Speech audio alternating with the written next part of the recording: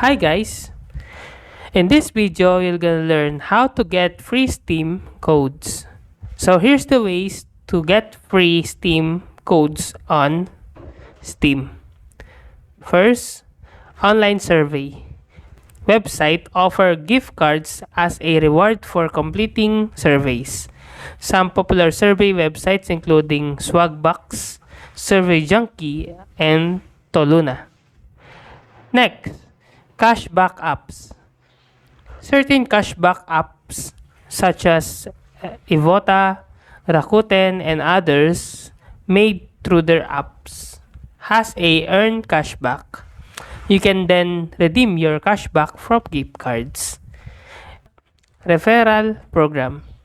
Some websites and application offers referral programs where you can earn gift cards by referring friends or family members to their platform. And social media giveaways. Many businesses and influencers on social media platforms like Instagram and others offer gift cards giveaways as a way of promote their brand.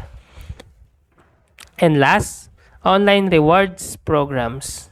Some websites such as MyPoints and Inbox Dollars offers rewards for completing certain tasks such as watching videos or playing games.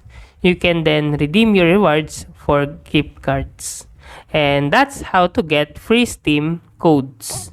If you like this video, please click the subscribe button and click the bell icon to notify you to our next tutorial.